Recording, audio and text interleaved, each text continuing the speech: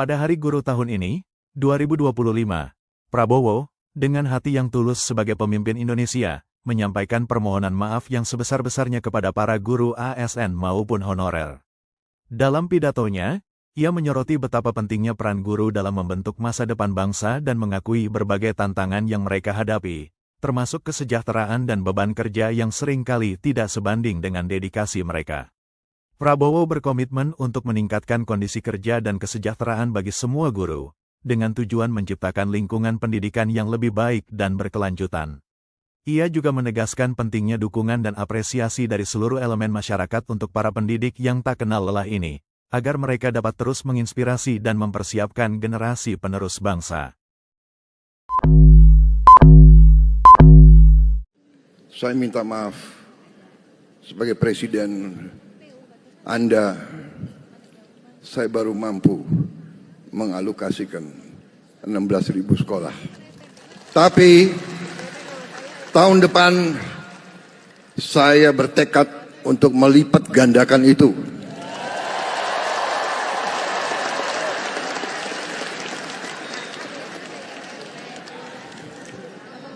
Berapa kita bisa? Menseknek, kau yang aku tanya. Jangan kau lihat kiri kanan. Jangan kau lihat Menteri Keuangan, kau yang aku tanya. Berapa yang kita rencanakan tahun depan? Berapa? Minimal 60.000.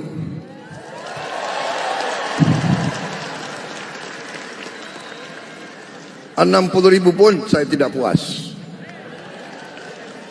Menteri Keuangan bisa kita tambah?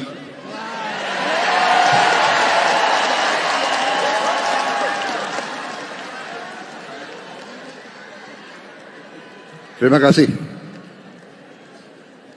Kalau kau bisa tambah, kau tambah lagi disorain semua itu.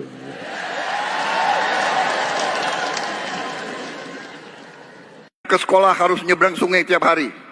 Tayangkan itu. Nah ini. Mohon untuk dibangun kembali agar warga masyarakat bisa melewati jembatan ini, termasuk anak-anak sekolah. Ini koruptor, lihat ini.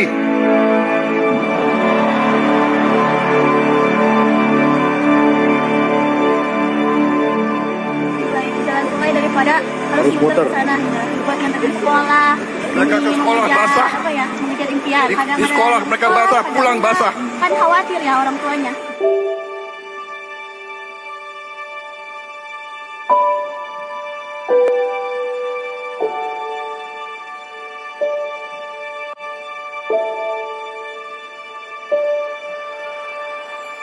Kami keseringan dihambat banjir di saat kami pergi ke sekolah, dan kami mohon kepada Bapak untuk membangun jalan kami ini karena kami tersiksa kalau kami pergi ke sekolah.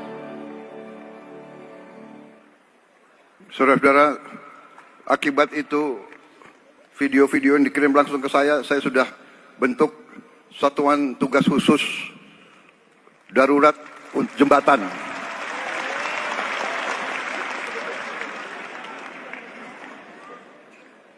Kita butuh membangun 300.000 jembatan di seluruh pelosok-pelosok yang terpencil. 300.000 jembatan. Ada yang kecil, ada yang penyeberangan. Ini sedang kita rancang. Anak-anakku sabar, saya sedang bekerja. Mudah-mudahan tahun depan semua jembatan bisa berdiri.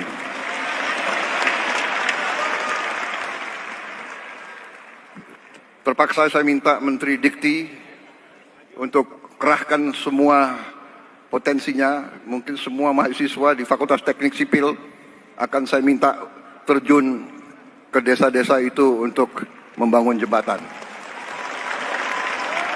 Saya juga minta TNI kerahkan batalion-batalion pembangunanmu untuk bantu membangun jembatan-jembatan.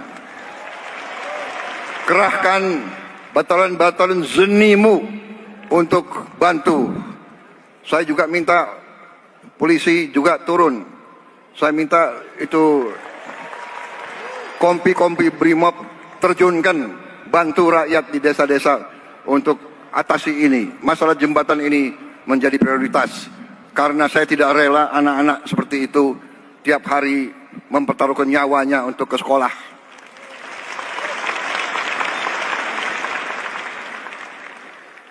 Jadi, hei elit-elit di Jakarta, hei kelompok orang pinter, lihat rakyatmu.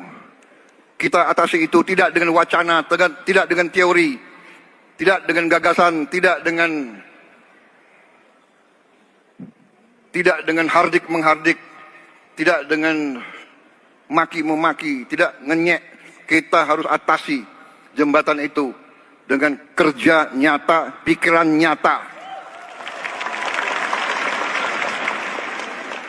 Dan tiap jembatan bagaimanapun butuh sumber daya, butuh uang.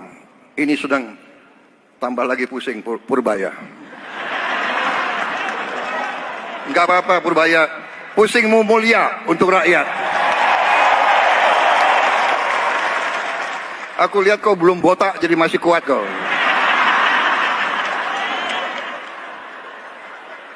Wassalamualaikum warahmatullahi wabarakatuh. Memang ini masalahnya. Anggaran di rongrong, markup di mana-mana. Saya minta menteri-menteri awasi anak buahmu, awasi pejabat-pejabatmu.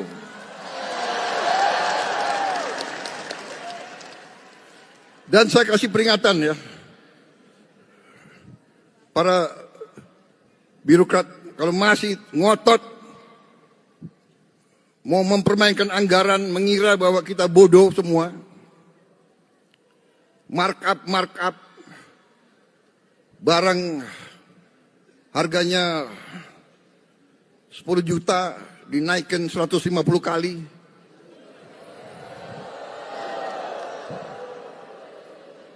Jangan kira saya tidak tahu.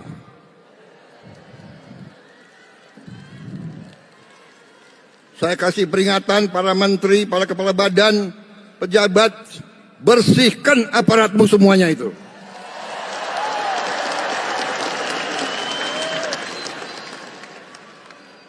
Kita butuh setiap rupiah untuk kepentingan rakyat, untuk kepentingan guru-guru, untuk kepentingan perbaikan sekolah. Kita butuh itu semua. Jangan mencuri uang rakyat. Guru-guru yang baik kadang-kadang harus tegas. Karena anak-anak kita ya memang namanya anak-anak, ada yang nakal. Ada yang malas. Benar.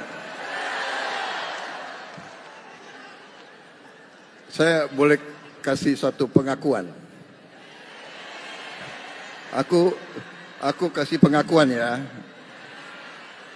Aku termasuk yang nakal dulu ini. Untung udah jadi presiden. Tapi memang kalau guru-guru saya dulu nggak tegas, nggak keras sama saya nggak bisa berdiri di sini. Jadi, hai orang tua di mana-mana, kalau guru itu keras, jangan-jangan anakmu yang nakal.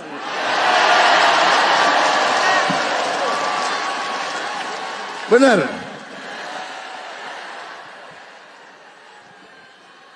Kalau anak nakal terus dibiarkan nakal, dia nggak bisa jadi orang baik.